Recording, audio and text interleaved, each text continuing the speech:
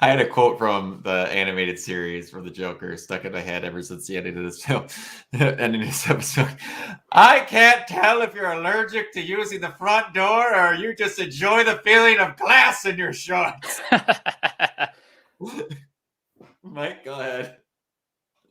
Okay, so in this episode, titled Hide and Seek, Bishop takes Barton back to her apartment, but is attacked by the tracksuit mafia. The pair is forced to evacuate, leaving the Ronin suit behind. After relocating to the apartment of Bishop's vacationing aunt, Barton sends his children back home, promising to return by Christmas Day. He escorts Bishop to her workplace, then recovers the Ronin suit from a firefighter named Grills at a LARP event. We'll get to that. Later, Bishop fails to convince Eleanor of Duquesne's involvement in Armand's death. After challenging Duquesne to a fencing duel, she tries to contact Barton, not knowing that he has allowed himself to be captured by the tracksuit mafia. She tracks down Barton's location, but ends up being captured herself, and the gang informs her boss, Maya Lopez, also known as Echo, of Barton and Bishop's captivity. All right, fun thing. Before you get too far away from that, I need to ask, and can I ask where you copied this synopsis from that's in the chat? Oh, it's right from Wikipedia. Cool. They changed the name of the spelling of the dude's last name in the subtitles from episode to episode. Yep, I noticed that. Because it's spelled like Duquesne's in the first one, and now it's very strictly spelled Duquesne in the second episode. The thing about subtitles is that sometimes it's spelled like correctly how it's supposed to be spelled, and sometimes they spell it phonetically, which can be frustrating for people hard of hearing. Yes. Or people trying to understand that the English language, you can pronounce the same name 14 different ways depending on where they're from. Because English is stupid. But yeah, I go back to, man, I said this in the last episode. The dialogue in this freaking show is the most 90s thing I've heard in a while. And it's so perfect for these characters. It is. Yeah, I'm not like a total novice. I've been practicing martial arts since I was like 5. So what, a year ago? They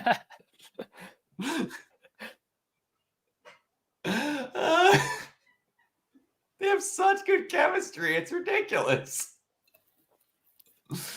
I love how much of an asshole he is about it, because I get it. He's trying to get home to his family, but at the same time, there's a Ronin suit on the loose. Mm-hmm. Look, there's 2 different MacGuffins. We don't know about the first one yet because obviously there's 2 because you have the Ronin suit and the Rolex. It's like these 2 suits are the only important thing so far, and they don't know anything beyond that. I think it is cool how so much of the past 5 years are still kind of a mystery. So one thing they're kind of letting the shows do is kind of naturally fill in those gaps. And specifically in this case, the Rogues Gallery in this show is basically Ronin's Rogues Gallery. Yeah, pretty much. And I have to ask again, just because I'm that guy. Now that we got to see more of the apartment, that we see it has an upstairs loft and a freaking miniature archery range, how much did the cost of that apartment jump up? Keep in mind, we still didn't even see the bedroom in that place. I was almost convinced when I first saw just that one shot of the apartment. I didn't think that was like her actual apartment. I thought she just kind of laid like an air mattress on like the top floor of the pizza place. Pretty much. Which still could be the case. Oh, absolutely. That looks like that used to be the old play area of like a Chuck E. Cheese. Because it's got like the weird like bowling alley seats attached to it, and then it's got the weird stuff. I'll I will say somewhere between like 11 and 1200. Okay, gotcha. Remember when I went into the last episode, I was like, man, I appreciated that they kept this show realistic. And then in the first 5 minutes, Hawkeye point blank with his bare hands catches a Molotov cocktail and throws it back at him.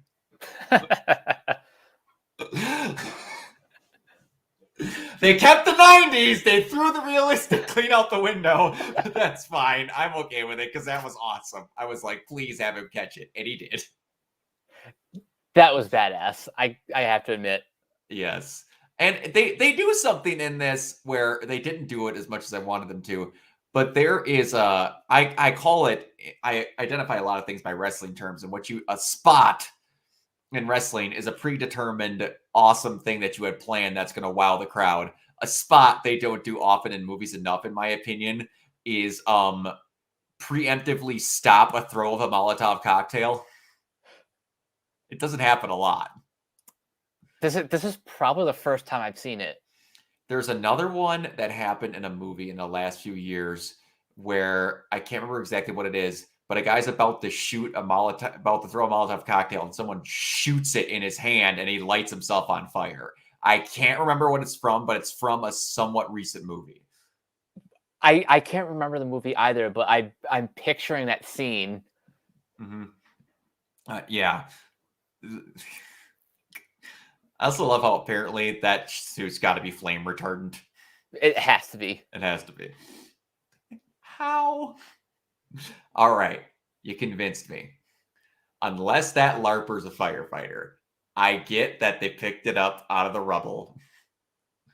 Oh, yeah, duh. He is a firefighter because one of the firefighters' trucks had the LARPing thing on it. Yeah. Okay. So the firefighter was a LARPer. Got it.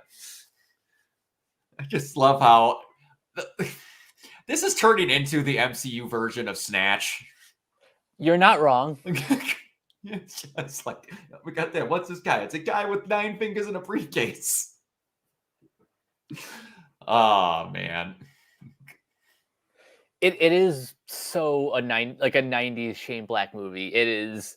It's great. Yeah. You got a little bit of Guy Ritchie-ness in there too. A little bit. Like it's the perfect blend of just like knowing exactly what again, I'll throw another term that Wooly Madden from previously of Two Best Friends, now of Wooly versus fame, when they were describing the newest God of War game, how it just had a bunch of really cool game mechanics thrown into one to make a new genre, where he coined it the Gumbo game. And I'm kind of noticing this is becoming a Gumbo movie where it's kind of like, I like that style of this, and it just matches perfectly with that. And we're going to have a little bit of that in there and that too. Yeah, that makes sense. Yeah. Now, speaking of the LARP, can we just like talk about that entire sequence? I'm trying to think of the last time I saw, because normally when they do these scenes, and this reminded me instantly of the LARPing episode in Supernatural, there's normally one person that goes, or it's normally whenever they do these scenes in movies or TV shows, there's always one person that's super into it and one person that's super not. I can't remember the last time I saw one where it was just one guy that went that was super not into it at all and still had to put up with it. I can't remember. I mean, my probably biggest exposure to LARP in media, at least, is the movie Role Models. Wow. Holy crap. Yeah, that was like over a decade ago. Yeah, that was when I was in high school. That was a core memory you just pulled out of the back of my head. I forgot that movie existed. Remember when Sean William Scott was in movies? Good times. Holy crap. And now Paul Rudd is in the MCU. And he's the sexiest man alive. Amazing what can happen in a decade. And he's in a Ghostbusters sequel that was great. Yep. But yeah, that whole LARPing scene, like, just dude, you're not too cool that you could just walk in here. We understand who you are, but you're going to follow the rules. It's like, I don't care that you helped save the planet multiple occasions. You're going to obey the rules of this damn LARP. I think my favorite line though is the one that Grills said is like, dude, you're a superhero for real. This is like the only thing I have that even comes close. Yeah, it's very apparent that Clint does not consider himself special. When he does something, it's a job, and then he clocks out and then goes and doesn't think about it. He probably gets that from his time at in Shield. Mm-hmm. Yep, it's very much I didn't do that to be cool. I'm doing this because that's what I'm hired to do. And like and I think that's part of what the entire purpose of this show is to make Hawkeye apparent that he's a special person to a lot of people. Yeah, that it seems like the theme, like specifically pairing up Clint with Kate, is that you don't know how much you mean to someone until like you meet them. Absolutely. And they go out of their way to show that you got her love of all this and that from it. It matches up of like showing him specifically saving her. Do you think she's going to mention that? I'm surprised that she hasn't already. I mean, they're probably saving it for a more dramatic moment. But because she came close when they were talking before she went into Bishop security. Yeah. But yeah. And it's cool seeing that, like, when Kate's not around, Clint's kind of like actually showing that he's having a fun time, like with Pizza Dog, where he's just like, yeah, you are a good boy. I'll see you in the morning. There's always a little bit where he's not going to show it in front of anyone that could call him out on it, but he's doing okay. He has a heart under those 16 layers of armor. Yep. And like the little moment, like you said, with Grills, that was great. Like another one that I liked even more is just like, he doesn't understand how cool it is that like he's just letting someone call him by his first name. Like, that's a formal thing. It's like with a teacher. You don't call them by their first name. You say Mr. Barton or Hawkeye. Like, you're letting him call you Clint. That's a personal level, dude. Like, that's a cool thing you just did with him. It is. Mm-hmm. Also, it just kind of extends like how I feel about the concept of superhero secret identities. How I think in the modern world it's kind of overrated, especially in a social media world. It is. And I'm going to be honest, the world has forgotten how to, outside of Spider-Man. And even then, they're at least making a plot device out of it. So I'll give them credit. And that's always been a thing with Spider-Man, where like as soon as someone found out who he was, this entire world was ruined. Even though I don't want to talk about One More Day. That doesn't exist because Marvel doesn't like marriages. Bruh! In comics anyway. They're very okay with them in the movies because, you know, Kevin's a different person. But like they've borderline forgotten how to handle secret identities nowadays. Like, I don't think I need to again mention the CW. 19 people knew that Barry was the Flash within the first season of that show. And not by accident. He just admitted it hundreds of times. I know that's exaggerating, but I would not doubt if 100 people total in the Flash know that he's the Flash. Villain and heroes included. Mm-hmm. And his it's funny, his costume gets more revealing each season. Yeah, and people are not afraid to, like, in situations where like you need to be checking on someone, to whip their mask off for no apparent reason so you can see their facial expressions. You wouldn't do that. I don't care that it's acting. You wouldn't do that. You can act without a mask on. Everyone, you should watch Tom Holland's Hot Ones.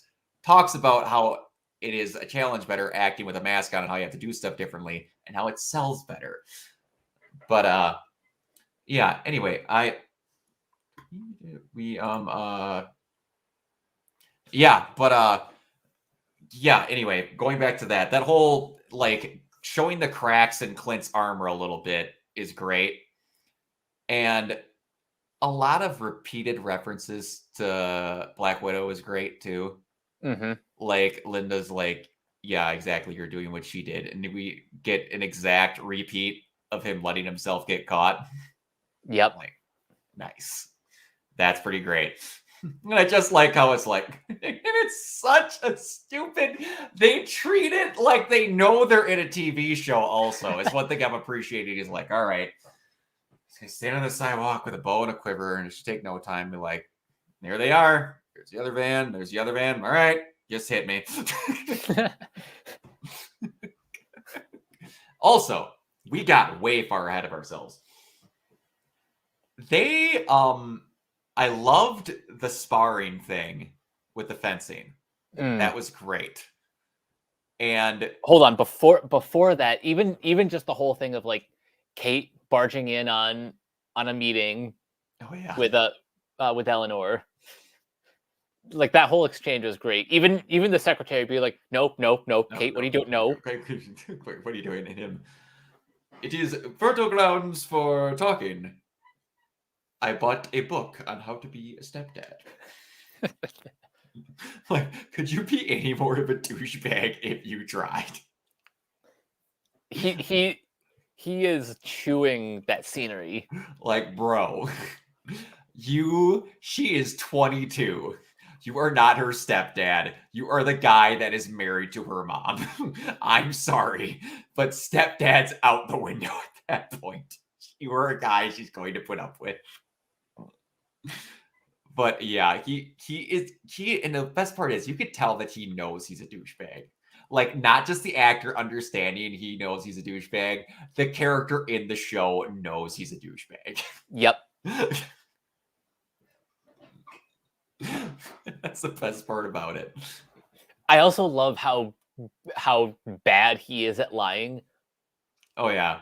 And Tony Dalton does a good job of like going out of his way to like basically he's playing an open hand.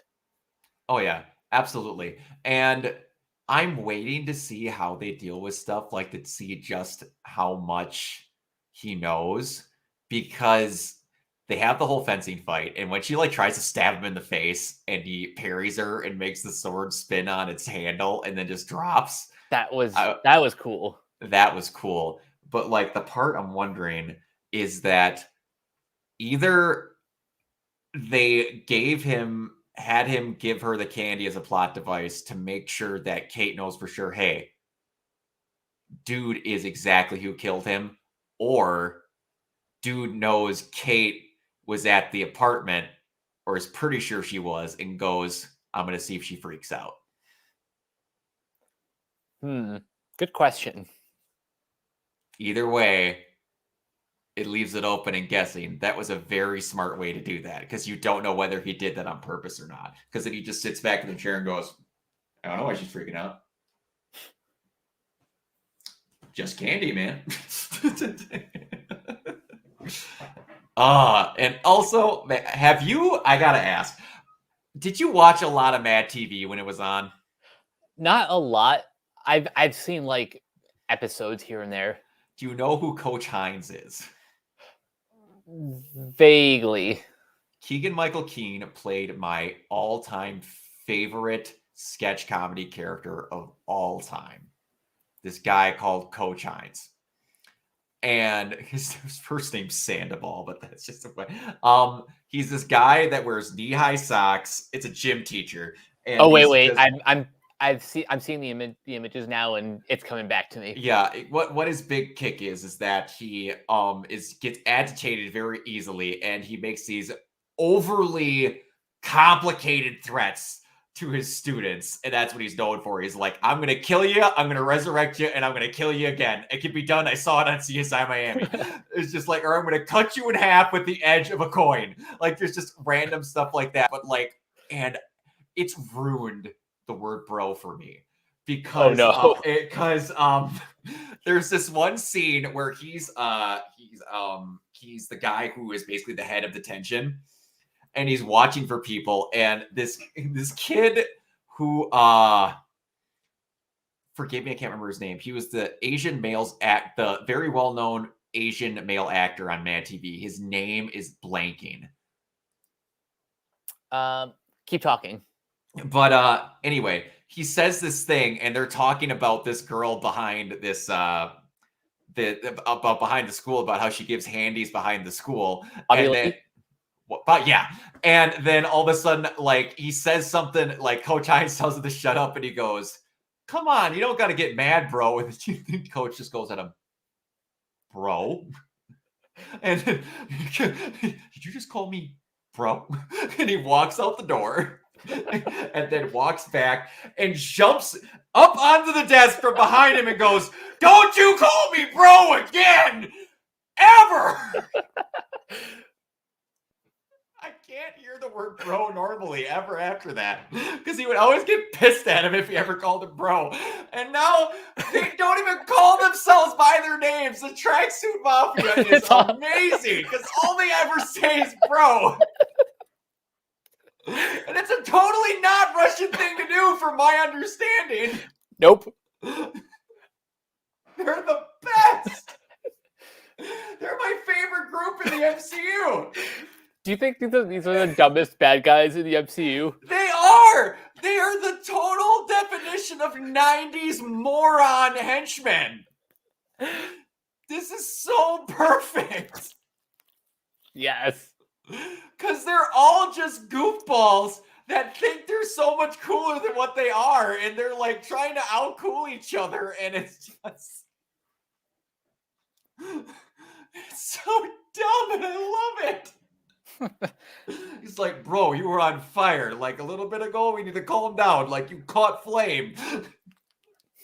Not big flame, but little flame. Shish kebab. Shish kebab. And then it's just like, a guy, "We call you. No, we caught you. We brought you here. We did this." They're trying to defend everything they do because they know they're worthless. It's great. I hope to God they survive outside of the show. Same.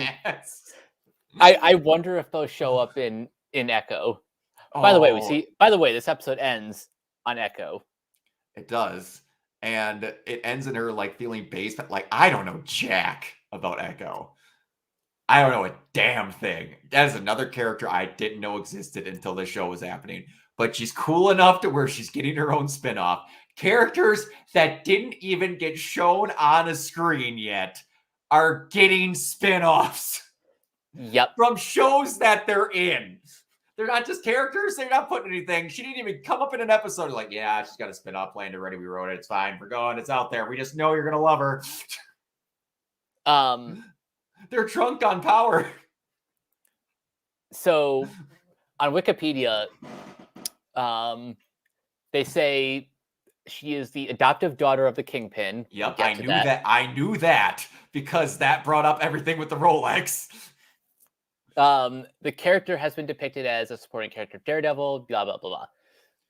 So, yeah, Native American and one of the few deaf comic characters. Her Echo guise includes a white handprint that covers most of her face. I can't wait to see more from this character. Me too, because it's like, part of me was like, why was she? And then I remember the deaf thing. I'm like, she's feeling bass patterns. And then I'm like, he's talking to her over and over again. I'm like, isn't she deaf? So like, she's reading his lips, I guess. But yeah, I can't wait. It's great. And then again, 90s goofball Kate falling through the freaking skylight. And it's just, they're basically going through, hey, what have we not done in a movie or a series yet? Have you had a 90s goofball, freaking MacGuffin-laced theft buddy comedy yet with two Bow characters? Nope. Throw it in there. Yep. It's like, They should. I'm wondering how this process goes. It's like, hey, that character's getting a spinoff. Everyone come up with an idea. We're gonna pick the plot and make it work. The one that sounds like the best, well-rounded idea. It like anyone who's writing at Marvel has got to have the time of their lives because it has got to be such a better chance of anything you work on or thinking of possibly making it to the screen now. It's like after Endgame, like the floodgates flew open with all these different ideas. Because it's like, if you don't like Marvel, cool. They don't need to make money off you for Marvel because they're making money off of people from Star Wars. So this Marvel show could essentially make no money. And then I repeat, they make Endgame life-grossing plot freaking every month. So they don't care. They could spend millions upon millions upon millions. And then in a month, they didn't even notice it was gone. Oh, it's ridiculous. It's just ridiculous. The amount of stuff they can do. And like when they properly introduce the X-Men, can you imagine the amount of stuff at this level they could do with X-Men characters? I hope they keep the X-Men in long form. As excited as I would be for like a new Wolverine movie or I don't know, finally pulling the trigger on X-Force. The X-Men to me have always worked better on television than in the movies, even the ones I love. Oh, yeah, and they could always make big events out of that and have smaller TV shows, like a gritty R-rated X-Force movie or X-Force TV show. Like if they actually go like hard, like Punisher level R. That they might not put that on Disney Plus. It would probably go to Hulu, but Well, that's what I mean. They could put it wherever they want. People are going to watch it. They still own it, so the money's still going back to them.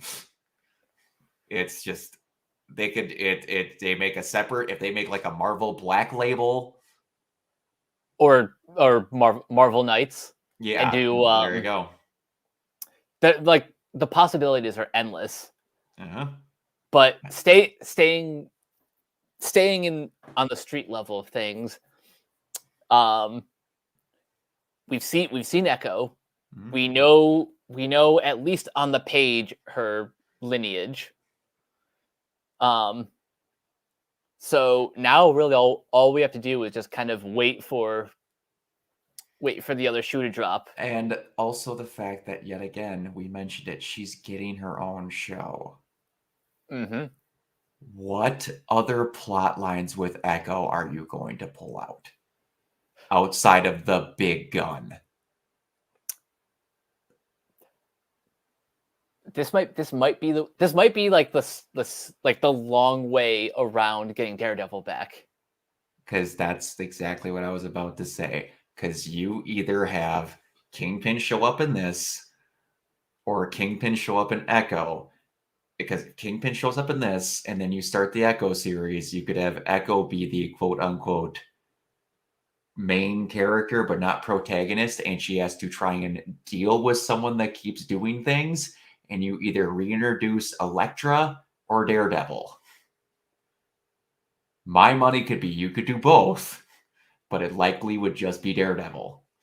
I'm thinking the same thing. What else is the point of making an Echo show? Exactly. Unless you are like trying to turn this character into more of a hero, which I don't see that really happening as of now.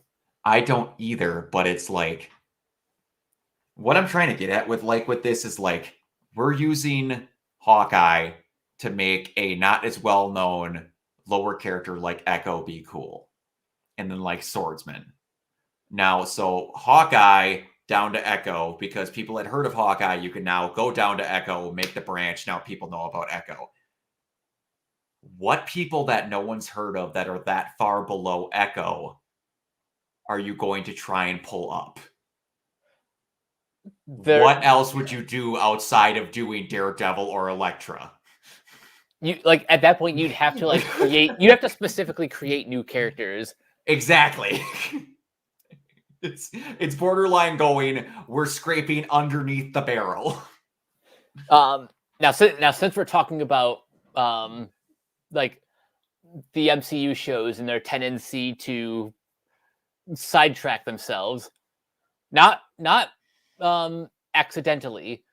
So WandaVision put over Agatha Harkness. Agatha Harkness, Who's now getting her own show.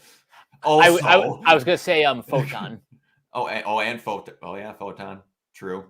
Photon's gonna be in Marvels though, right? Yep, she's gonna be in Marvels. Yeah. But we got have that. The Miss Marvel show too. That's right. Yeah, that's coming next year. There's so much. What else? Oh yeah, Falcon and Winter Soldier directly leads into Captain America 4. Mm-hmm. Loki firmly established the multiverse. Yeah, and Kang for and Kang. And you're getting a Loki season 2. And we're getting a Loki season 2. Did I mention that the MCU is drunk with power? It's all good. That's the thing. They haven't sent out a crapper once. Like some people may have felt that way about What If. I personally thought there were more good episodes than bad. And that one's meant to be experimental. That's not meant to. They weren't trying to make something that everyone would like. Yeah, that was more like we have the money, we have the technology. Let's just throw it out there.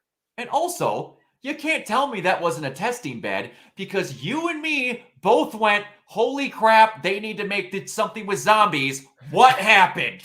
We're getting Marvel Zombies. Exactly. So they could use that every year as a testing bed for, which one were they talking about the most? Animated team? Are you listening? Start working. The possibilities are endless. Legitimately endless. They have so much money. They have all these employees that it can be consistently working. It's insane. It's outright insane. Mm-hmm. One last question, because now I'm starting to get a little bit suspicious of of Jack and of the Tracksuit Mafia. Do you think these two parties will collide? Or are they just kind of two separate obstacles in their way? I think they might be two separate obstacles in their way, because it's like the Tracksuit Mafia busted in on the auction and tried to steal everything against Armand, thank you. The name was, I was about to say Anton, but that was completely wrong. I've been playing Far Cry 6 too much. And clearly knowing who he was.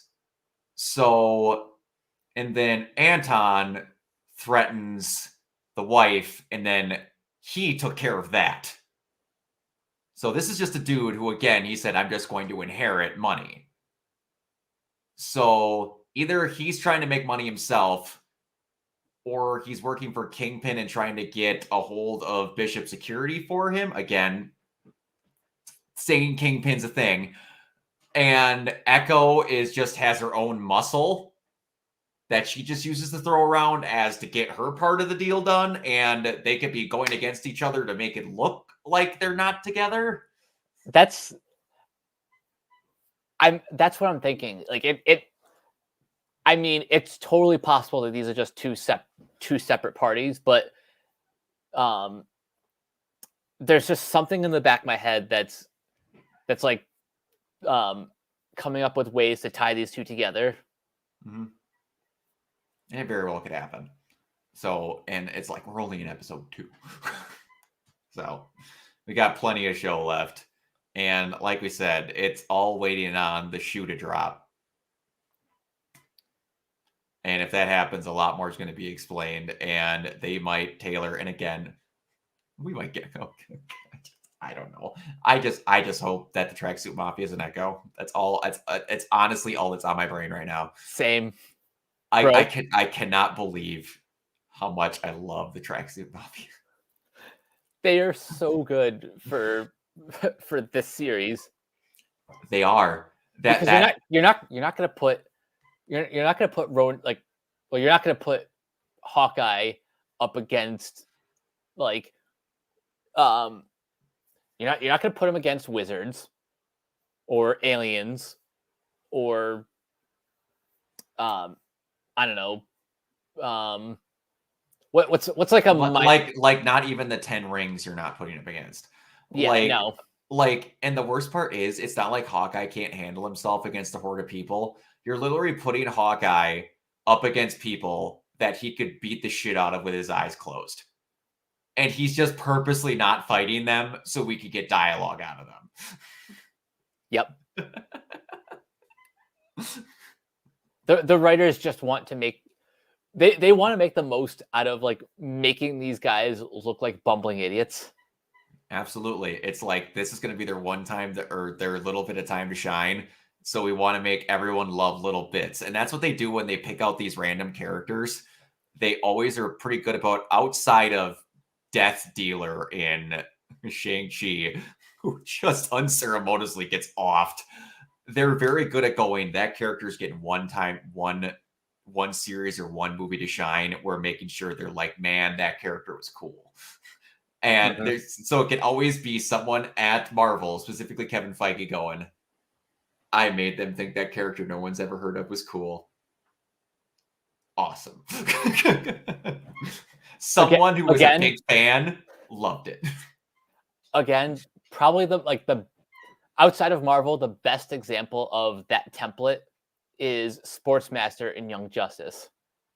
Yep, it's up there. I'm trying to think of other versions of that where they use someone who was unbelievably not well known and made them just giant, but I can't. I mean, you could argue Mr. Freeze was not as well known before the animated series.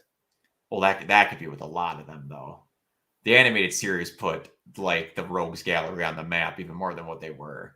True. Like that's a whole other video to talk about how they, I want to say, rejiggered all of the archetype setups of the Rogues Gallery and kind of based them around mental illnesses.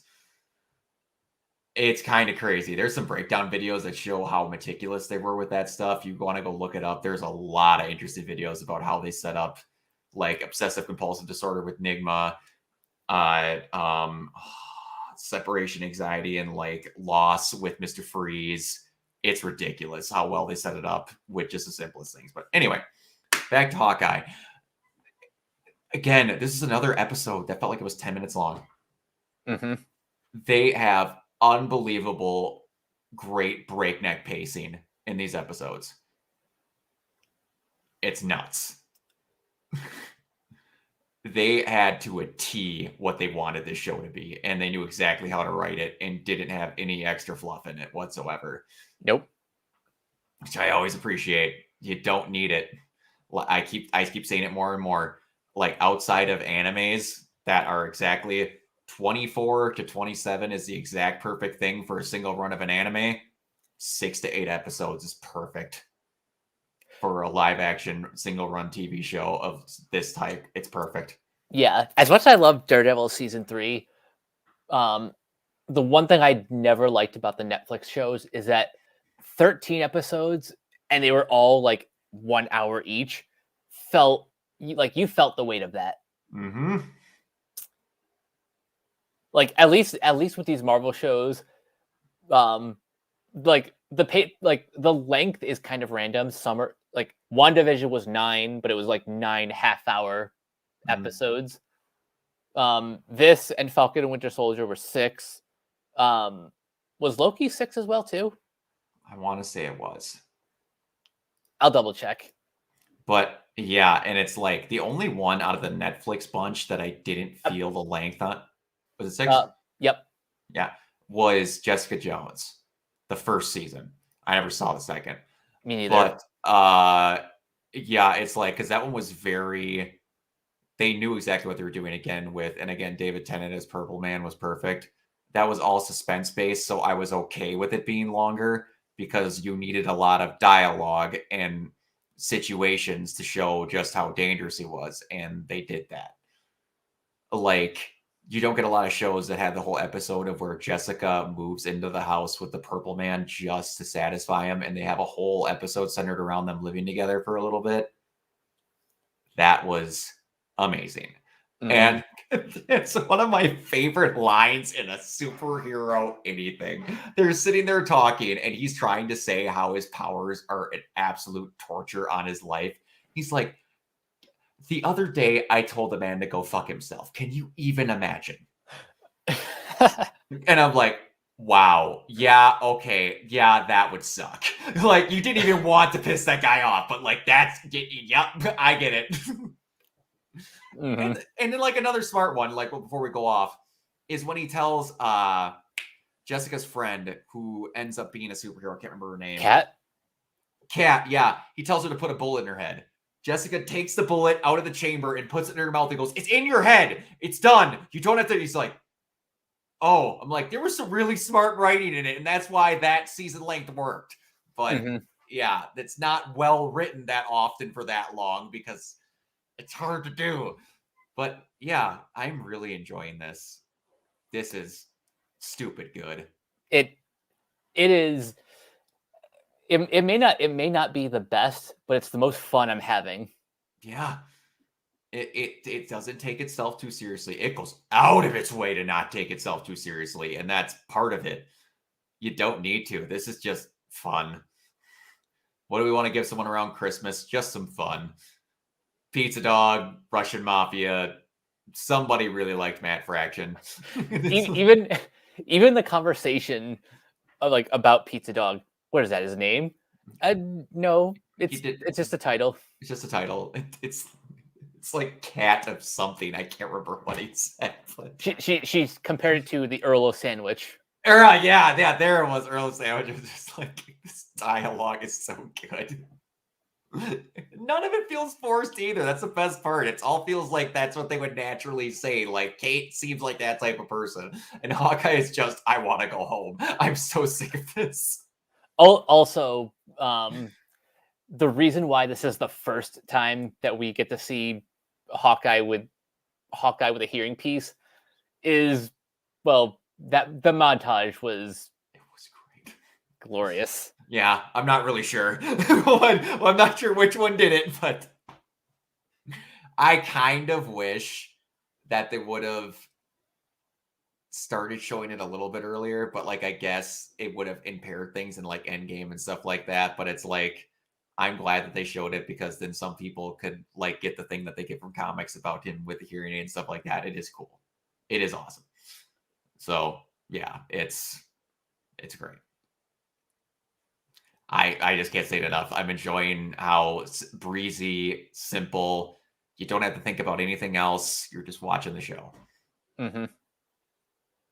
That's all you need sometimes. Separation, simple, street level stuff. It's great. Yeah, it's nice to have this variety with the MCU. Other people have said it before, but it kind of feels like, albeit to a more massive scale, we're kind of back to basics in terms of in phase 1, it felt very to have like Iron Man, Incredible Hulk, Thor, Captain America all be like kind of different genres and then coming together with the Avengers. Now we're kind of doing something similar, but on a larger scale, where like a group of movies will be cosmic, a group of them will be supernatural, and then you got Hawkeye, who's like street level. Yeah, and it's like I hear people complain and it drives me nuts.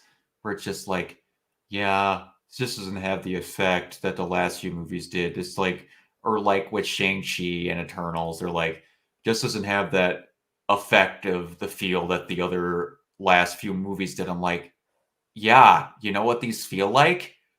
The first Marvel movies. Why? Because that's what they are. You're getting the new kids. That's how you felt with the other ones. They didn't just go, hey, we're having Avengers right after Iron Man. Patience, people. Why did you like Endgame and Infinity War so much? Because you worked your way there. Mm-hmm. My God. People don't realize how good they have it. They just don't. Nope. We are spoiled for choice, and it can't just be the Avengers every other week, and it shouldn't be. Agreed. Because it's not special anymore. But yeah, needless to say, me and Mike are really enjoying this. So, Mike, where can everybody find you? You guys can find me on Twitter at Captain K42. You can check out my quick thoughts on letterbox.com/Coach K42. And you can find me in all the various Facebook groups just at my name. You can check out Renegade Pop Culture on Facebook and Twitter at Ren Pop Culture. Look for us on Podchaser. Listen to all of our podcasts on Anchor, Spotify, Apple Podcasts, wherever you listen. And last but not least, everything can be found at renegadepopculture.com. Need an escape? So do we. Absolutely. And you can find me everywhere at Organoid Zero. But around the holidays, which is this is going to come out towards the new year, I'll be back to more actively streaming, did some rearranging, family stuff going on. You know how it is.